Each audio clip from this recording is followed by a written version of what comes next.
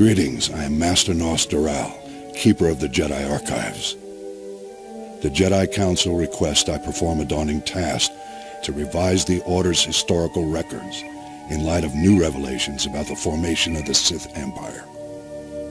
Specifically, I am to trace the conflict between the Empire and the Republic, the Sith and the Jedi, to uncover the roots of the struggle which now plagues us.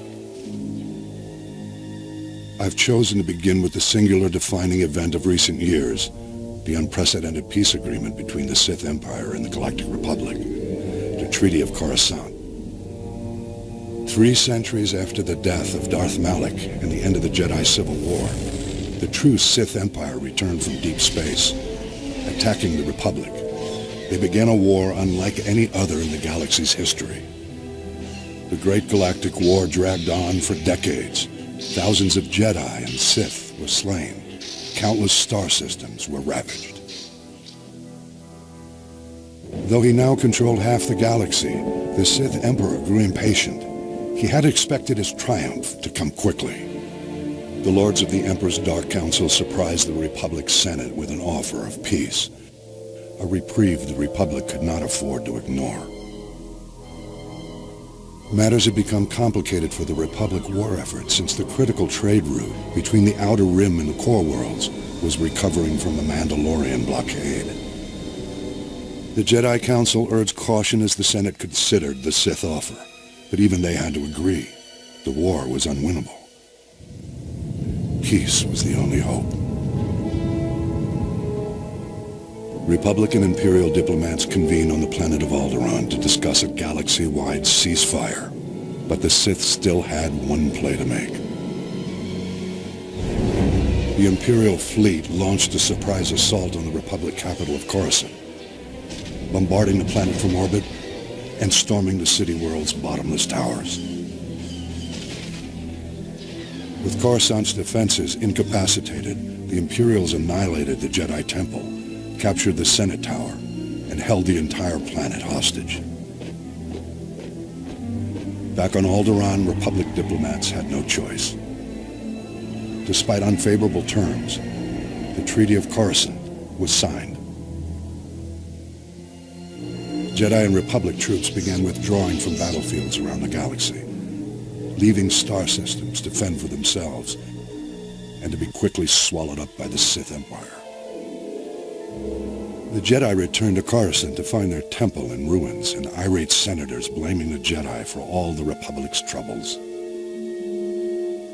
Those still committed to defending the Republic, the Jedi relocated to their ancient homeworld of Tython to rest, meditate, and seek guidance from the Force. Thus began the unprecedented stalemate, the Jedi reconnecting with their roots, the Republic nursing its wounds, the Sith consolidating their power, and a galaxy divided between darkness and light. In retrospect, this outcome was inevitable and would have come sooner, were it not for some of the Republic's less savory allies. I will elaborate on this theory soon.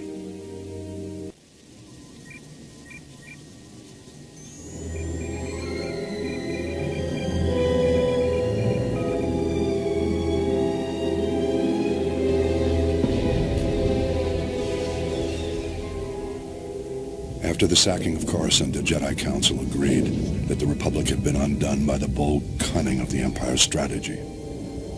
A closer look, however, suggests the sacking of Coruscant was not the crowning moment of the Empire's campaign, but rather a risky maneuver undertaken after all other efforts had failed.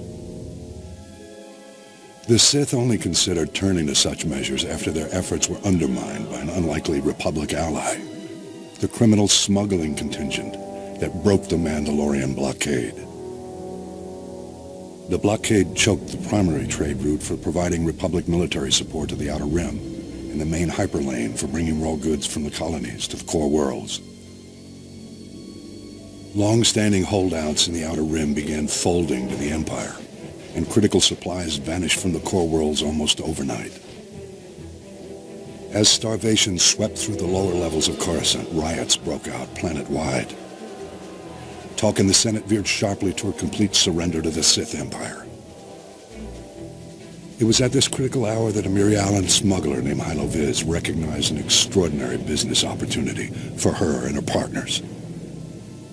With the Republic willing to pay any price for raw goods, Hilo's plan was simple: break the Mandalorian blockade. Loading massive freighters with all the goods the Outer Rim had to offer, Hilo and her fellow smugglers hauled their loads to within a parsec of the blockade and stopped still. Distracted by suspicious freighters, the Mandalorians never knew what hit them. A motley fleet of small starships dropped out of hyperspace and opened fire. A massive space battle ensued. The smugglers' light freighters ran rings around the Mandalorian cruisers. But even so, Hilo Viz and her band were outmatched. Fortunately, Republic Strategic Information Systems was tipped off and starfighters were scrambled from nearby systems. With their assistance, the Mandalorians were quickly overcome. The blockade broken, Hilo Viz brought freighters full of raw goods into Coruscant and walked away with more wealth than she had ever imagined. An elaborate medal ceremony was held in her honor, but Hilo never showed. She was long gone. Rumor has it Hilo Viz was killed a year later for double-crossing the Hutts. Regardless, through this unlikely hero's efforts, the Republic war effort gained a reprieve. At the time, many believed the Empire was behind the Mandalorian blockade. My research indicates a far more elaborate explanation. I will share that in my next report.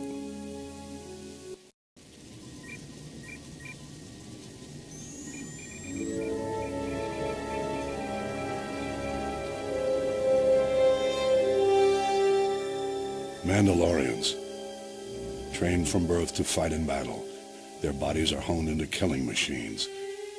These independent warrior nomads have challenged the Jedi for centuries. The Mandalorians embrace conflict and admire strength, but they are different from our dark counterparts.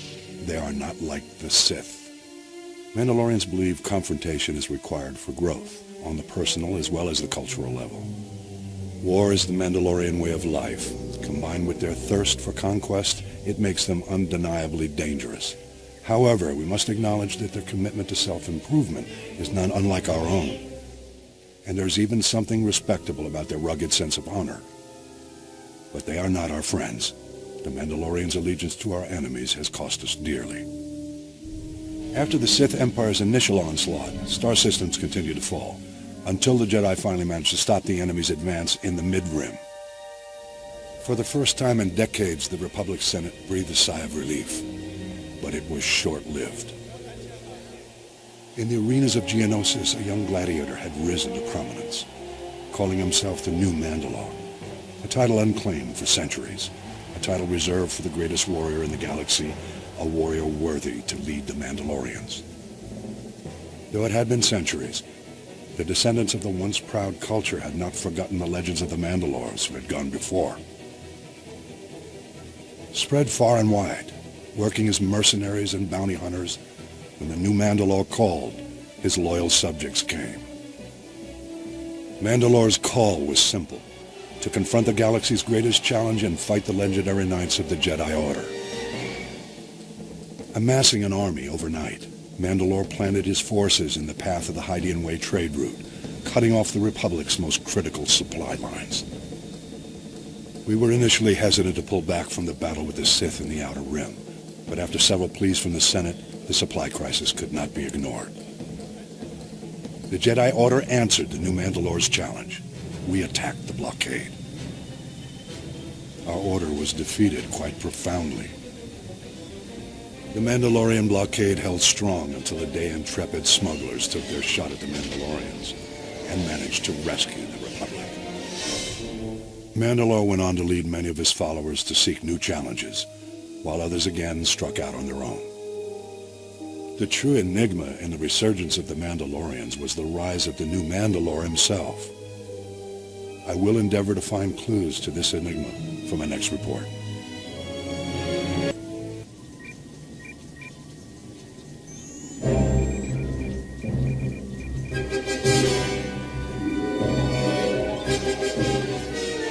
The arrival of Imperial allies in the Great War was a devastating blow from which the Republic never fully recovered. This was the second step in the Sith Emperor's master plan. Recent Republic strategic information reports proved that the rise of the Mandalorians was orchestrated by Imperial intelligence. We know extremely little about this shadowy organization, but Imperial intelligence operatives are clearly just as deadly as their Sith superiors. The galaxy's criminal networks wavered endlessly during the Great War, debating whether to back the Republic or the Empire. Although the Hutt cartels resented the Sith Emperor for not including them in his pre-war conspiracy, Imperial intelligence somehow blocked the Republic's efforts to win the Hutt's support.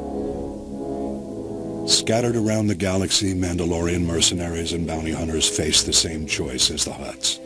Some signed on with the Empire, but most remained independent. Imperial diplomats made repeated attempts to recruit the galaxy's most infamous bounty hunters, but were turned down every time. The Empire shifted its tactics. Mandalorian mercenaries and bounty hunters often fought as gladiators for money and glory, a mark of honor in the Mandalorian culture. Imperial agents used this to their advantage, infiltrating the most prominent gladiatorial arenas in the galaxy as managers and sponsors, and even in some cases as gladiators themselves. The Imperial agents singled out a proud young gladiator to be their pawn. This young gladiator had always fared well in the arena, but with his new Imperial allies, his rise was accelerated to unprecedented levels. Rigging arena fights is not unheard of, but Imperial agents brazenly sabotaged the entire system by drugging their champion's competition. None could stand against him. The whispers of Imperial agents became cheers in the arena.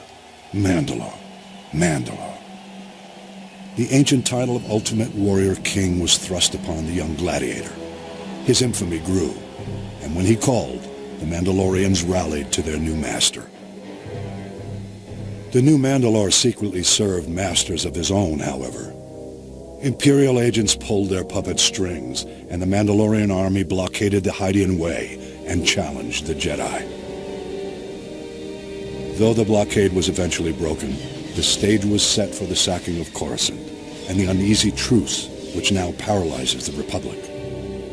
The Mandalorian Sith alliance remains intact to this day. That could change if the original ruse was brought to light, but the Imperial intelligence covers its tracks too well. Mandalore was slain recently, and his killer, the new Mandalore, has taken his place. Whether or not he's another Imperial puppet remains to be seen, but we must watch him closely. Imperial agent success in bringing the Mandalorians into the war was the counterplay to the Republic's first string of victories, the subject of my next report.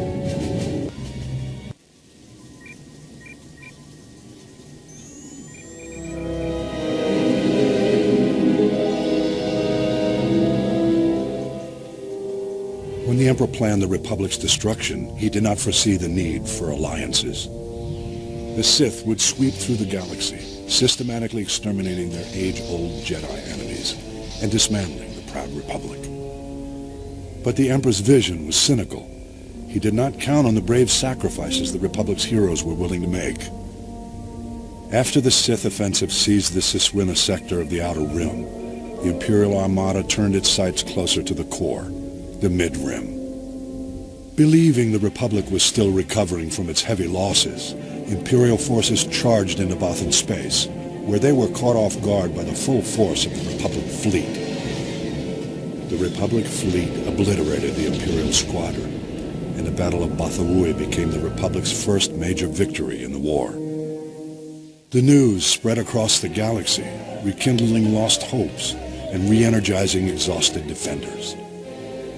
The Republic fleet moved on, but a courageous force of Jedi and Republic soldiers remained on Bothawui to await the Empire's return. The vengeance of the Sith came swiftly. Imperial battle cruisers from around the galaxy closed in on Bothan space to recoup their losses.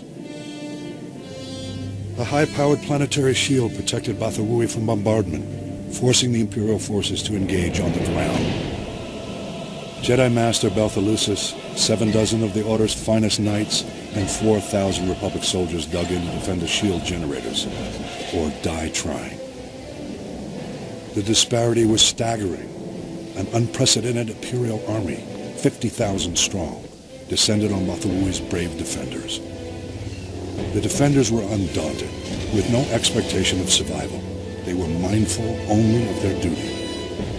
But overconfident Imperial commanders threw all their army's might into direct assault, and their ground forces fell in droves. For every Republic soldier who died, 10 Imperials were killed. The Empire was forced to call in reinforcements.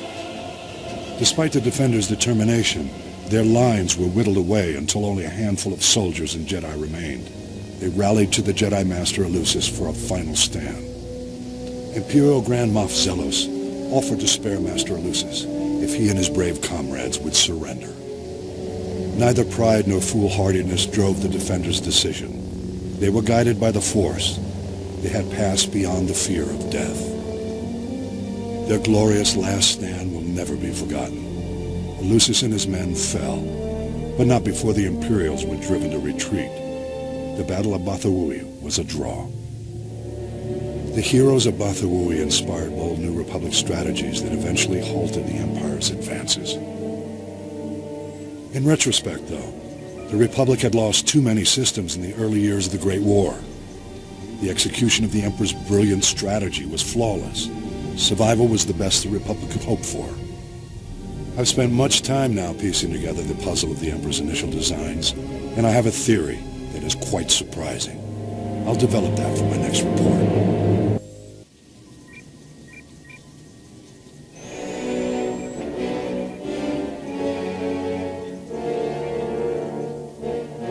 The onslaught of the Sith Empire was an event unlike any other in the history of the Republic. The Sith materialized from nowhere and launched an offensive of colossal proportions. Horrifying reports from the Outer Rim seemed to portend the utter destruction of the Republic. The rapid onset of galaxy-wide terror and panic was part of the Sith Emperor's meticulous calculations. His plan was flawless. Sith battlecruisers first appeared on the fringes of the Tingle Arm. Unaware of the ship's origins, we dispatched a diplomatic convoy with a small starfighter escort. The Emperor wanted us to witness the full might of his forces before he attacked. The diplomats had just enough time to transmit images back. Then they were annihilated. Immediately thereafter, the Sith began a full assault on the Republic allies in the Aparo sector, which fell before the Republic fleet even arrived. Then our allies turned on us. The Sith had secretly established puppet governments on Belkadon, Serpenal, and Ruria. The Republic fleet suddenly found itself in enemy territory, fighting desperately on all sides. The Republic rallied every available ship to support the fleet, leaving only a handful of Jedi security ships to patrol Korriban. Regrettably, Korriban fell back into the enemy's hands without the Jedi Council even knowing about it. Overwhelmed and desperate, the Republic fleet scattered, fleeing from the Tingle Arm to avoid complete annihilation. Elsewhere in the Outer Rim, the Sith staged more targeted strikes, destroying our shipyards in the Sluy sector, blockading the Rimma trade route, and seizing control of the rich resources of the Minos cluster. Confused and in complete disarray, Republic forces were unable to respond. Republic leaders and members of the Jedi Council arranged an emergency meeting in the Senate to prioritize the galaxy's defense. But the session quickly became mired in politics. Irate senators stormed out in protest over decisions which left their representative sectors exposed to attack. Many of the Republic's diplomatic allies refused military support for the greater cause. It was every system for itself. This was perhaps the greatest genius of the Emperor's plot. He had turned the Republic against itself. While the Republic played politics, the Emperor used the time to reconfigure his forces for the long push into the galactic core. All might have been lost in those early years had individual Jedi Masters and Republic military leaders waited for the Senate's orders. By taking matters into their own hands, they managed to slow the Empire's advances. The attack of the Sith Empire was the most well-orchestrated and carefully coordinated military maneuver in the galaxy's history. Indications suggest the operation took centuries of planning and preparation. I'll elaborate in my next report.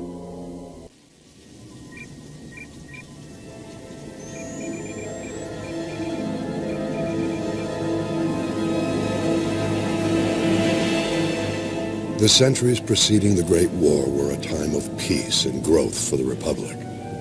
Dozens of new star systems joined the Galactic Senate.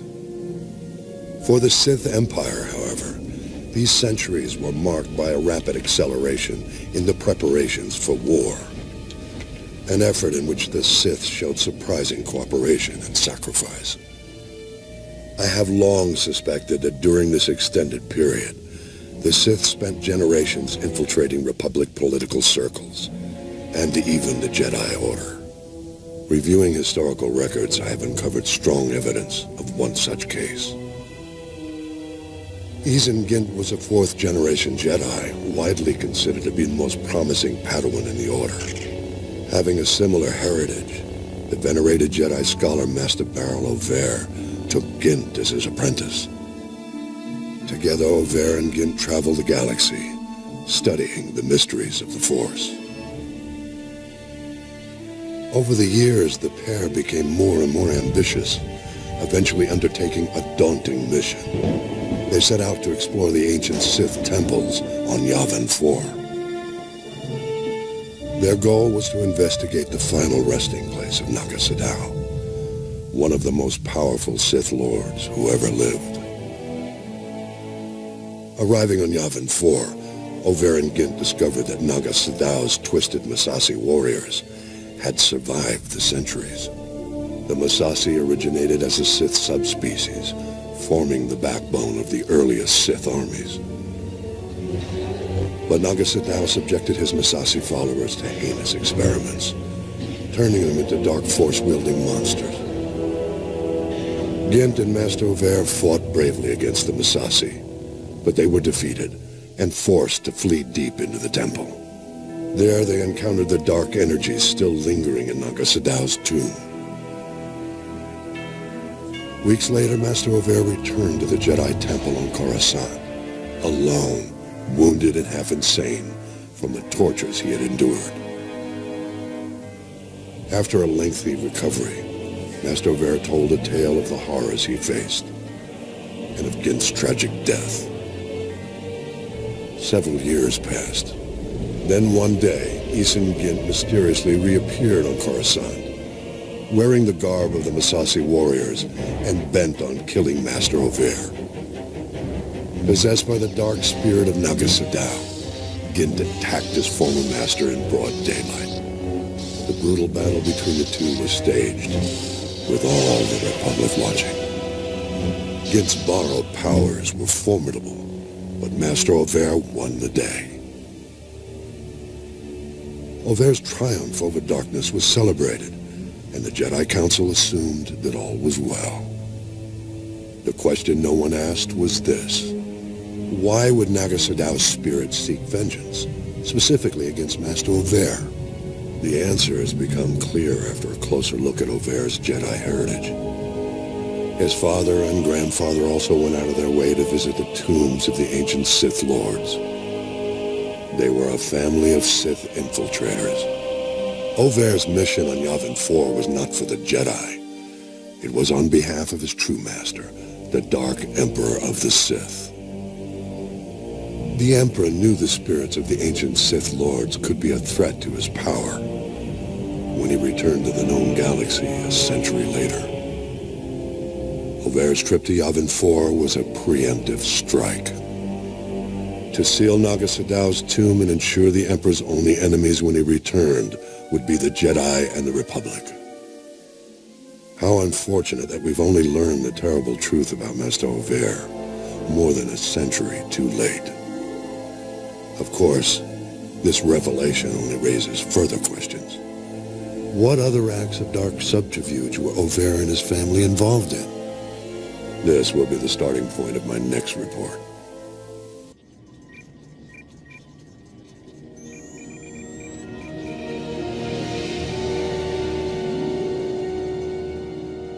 Sith infiltrators.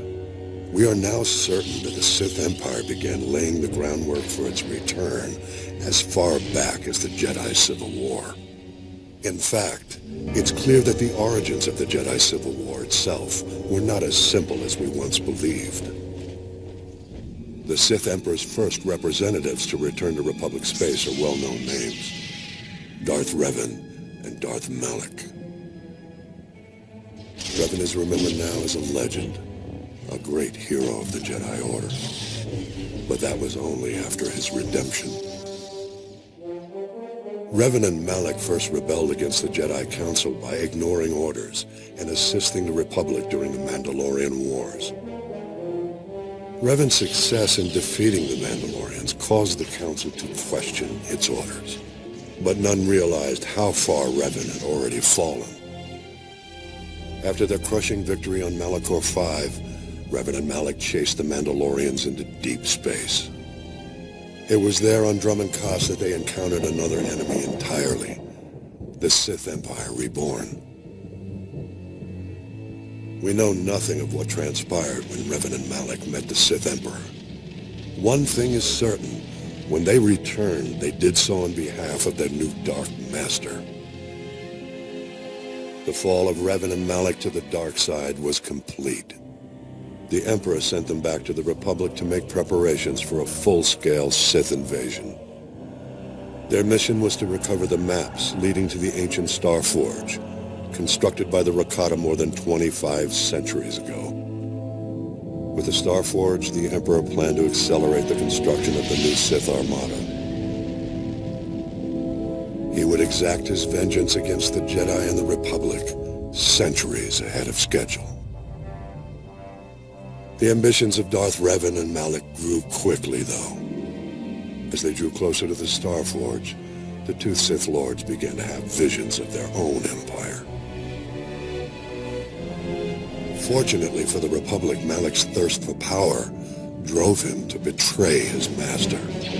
He attacked Revan's ship and left his former master for dead. The Jedi found Revan wounded and unconscious. After much debate, the Council made a controversial decision to erase Revan's memory and retrain him as a Jedi. Working with Jedi Master Bastila Shan, Revan recovered his strength. He then rescued the Republic and defeated his former apprentice. The Jedi Civil War was over, the Star Forge destroyed, and Revan not only redeemed, but celebrated as a hero. Deep in Revan's lost memories, however, hid the knowledge of a lurking menace far greater than Darth Malak. Indeed, the Emperor's plan to accelerate his return was thwarted, but the construction of the Sith Armada continued. It would only be a matter of time. With the war over, Revan returned to deep space in search of the great evil. What happened after that is unknown. Though Revan's ultimate fate remains a mystery, we have learned much about the events that preceded his fall. The Mandalorian Wars will be the subject of my next report.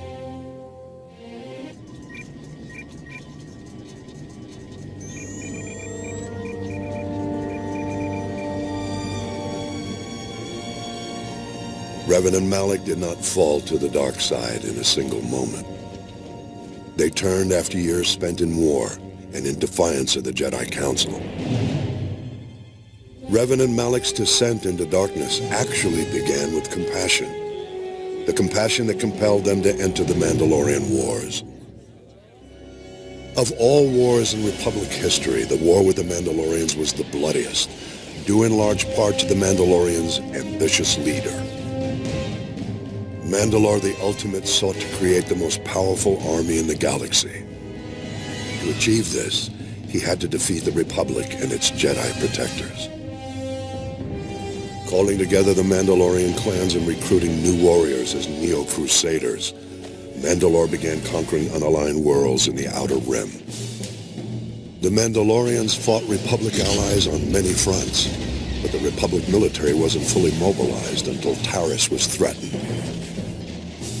In the first series of battles, the Republic proved victorious. several heroes emerged, including the dedicated soldier and talented pilot, Lieutenant Carth Onasi. But Onasi and the rest of the Republic's defenders hadn't faced the true challenge.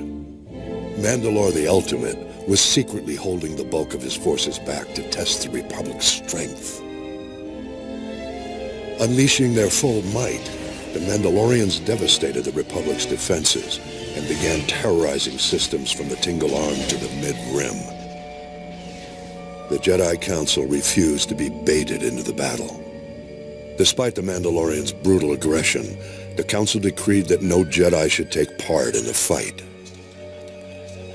As the war grew worse, however, a splinter group of rebels formed within the Order, determined to rally to the Republic's defense. The splinter group was led by Revan and Malak. Joining Onasi and the rest of the Republic's troops, Revan and Malak turned the war around. Revan led the Republic's forces in a powerful push to drive the Mandalorians from Republic space. In the final battle, Revan single-handedly slew Mandalore. He then activated a super weapon which destroyed an entire planet and everyone on it. Revan's act destroyed the Mandalorian armies and ended the war, but sacrificed the lives of thousands of Republic troops and Jedi in the process.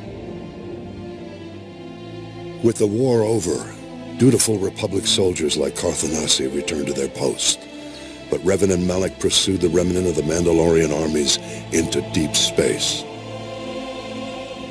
It was there, of course, that Revan and Malak found the Sith Empire, and upon meeting the Emperor, their fall to the dark side was complete. Though it became a boon to the Emperor's plan, none suspected that the hand of the dark side played a role in the Mandalorian Wars. A closer analysis of history suggests otherwise. The story of Exar Kun in my next report.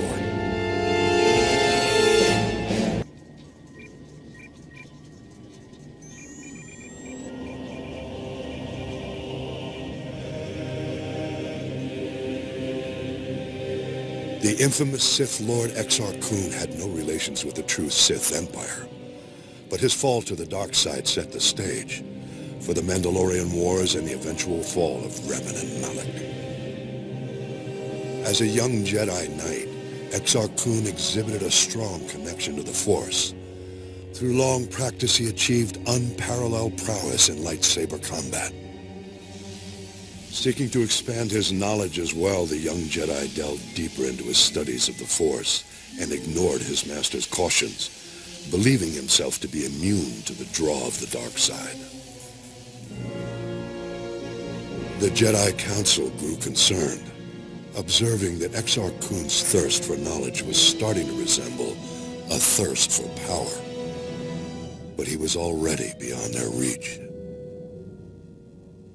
Traveling to the Onderon system, Kun encountered the spirit of the ancient Sith Lord Freeden Nad. The spirit directed the young Jedi to where he might find the powerful secrets he sought.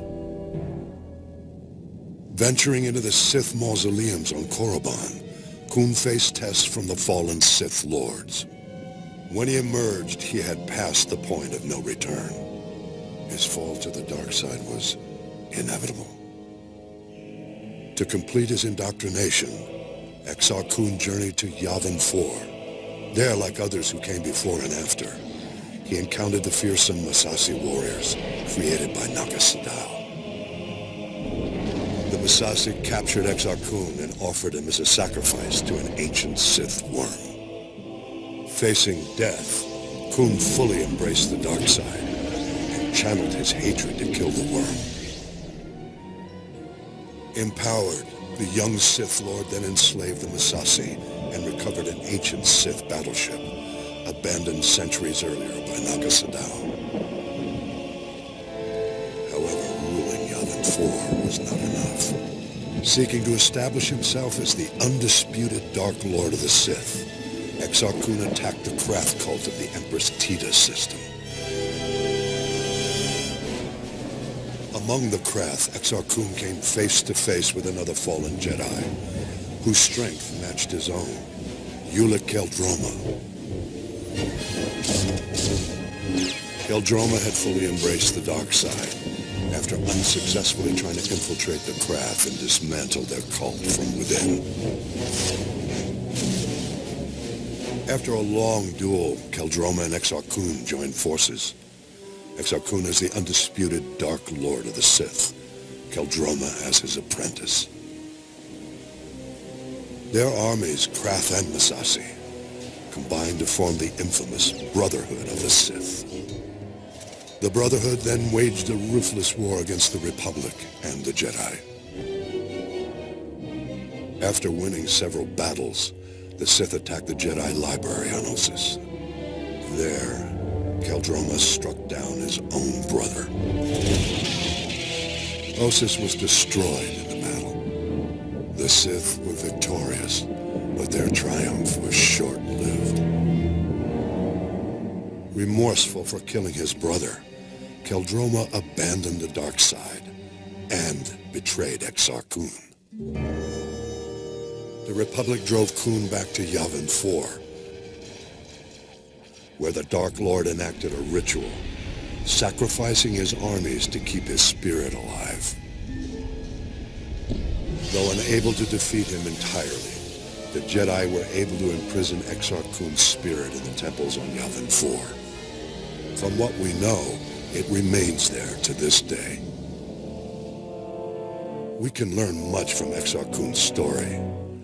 Of greatest interest is simply the fact that he was not aligned with the Sith Emperor in exile on Dromund Kaas. The fact that the spirits of the ancient Sith Lords supported Exar Kun suggests that they did not, and perhaps do not, support the Sith Emperor we face today. We have very little information about the Emperor or his efforts to rebuild his empire in exile. I will review the details we do have in my next report.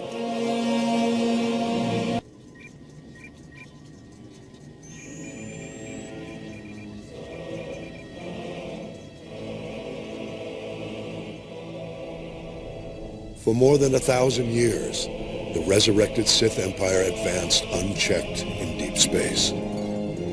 All the while, we Jedi believed the Sith were extinct. Though several self-proclaimed Sith Lords challenged the Republic, they were all fallen Jedi, not true Sith. The true Sith were the biological descendants of the ancient red-skinned race native to Korriban. The true Sith were extinct, except those who fled into exile 900 years ago. The success of their reincarnated civilization is testimony to the dark genius of the Sith Emperor. But the dedication of the Imperial people must be acknowledged as well. In our brief glimpses into the Empire's secret history, one name stands out: Grand Moff Odile Viken, the founder of the modern Imperial military. As a child, Viken was one of the few hundred survivors who fled the carnage on Korriban at the end of the Great Hyperspace War. To escape their enemies, the Emperor led a small fleet of Sith ships in a hyperspace jump into uncharted regions. The exiled fleet wandered in deep space for many years thereafter. During this time, Viken learned navigation and became one of the fleet's most respected pilots. The survivors finally settled on the jungle world of Dromund Kaas. There the Emperor revealed his vision to build a new civilization of unrivaled efficiency. And he promised his people vengeance.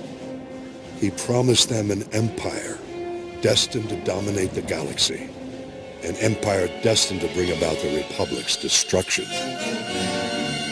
The Emperor's role in Reconstruction was as visionary alone. He's said to have withdrawn into isolation and left the logistics to a newly formed Dark Council and to loyal Imperial leaders like Odile Viken.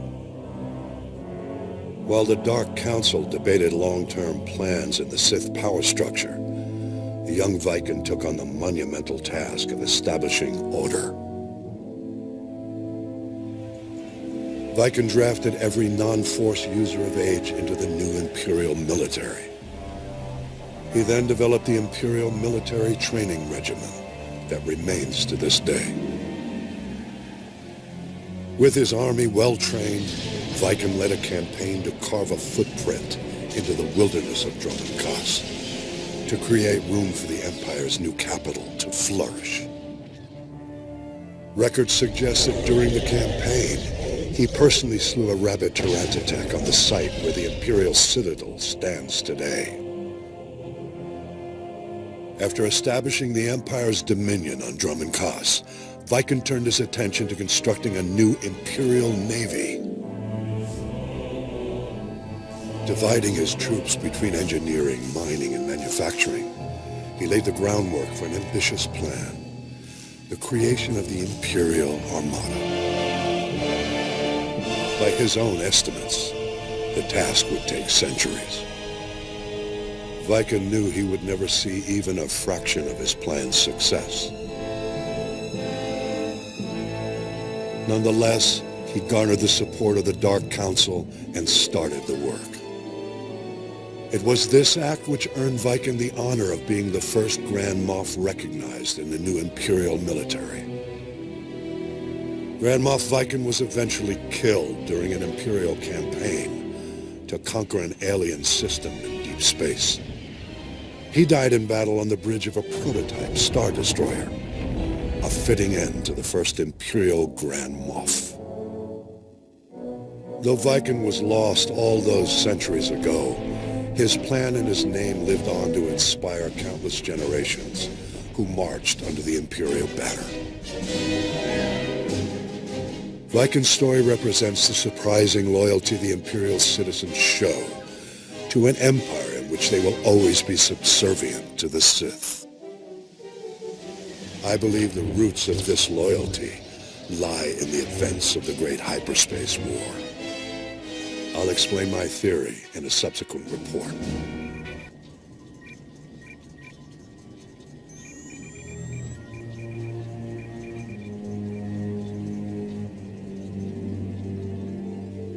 Among past threats to the Republic, the Great Hyperspace War stands above all other wars in galactic history.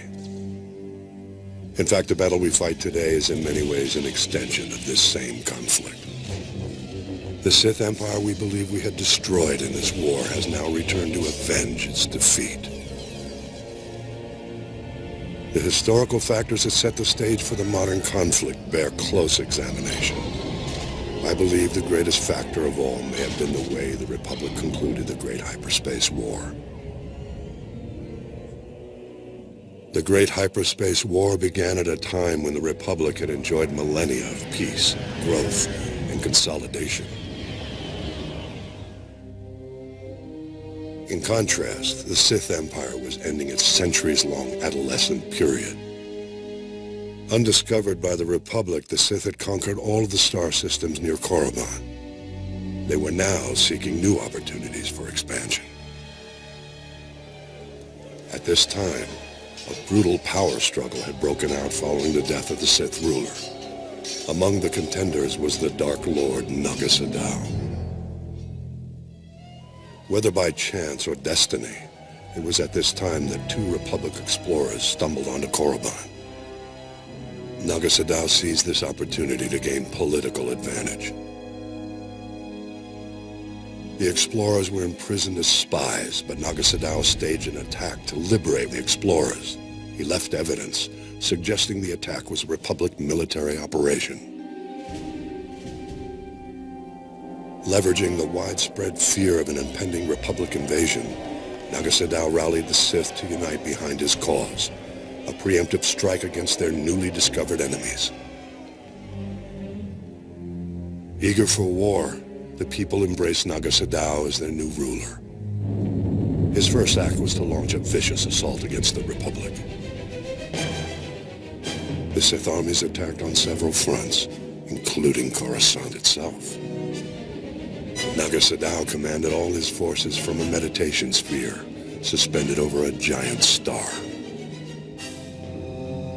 The initial onslaught overwhelmed the Republic's unprepared defenses. The Sith Empire's victory was almost assured, But as happened so often, the dark side turned upon itself.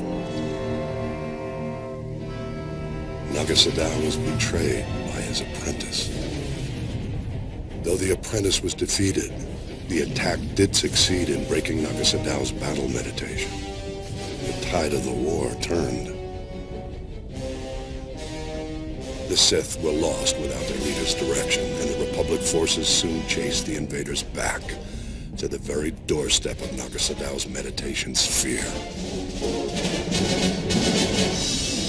Recognizing his imminent defeat, the Sith Lord abandoned his forces and started a chain of events to destroy the nearby star and everything in its vicinity.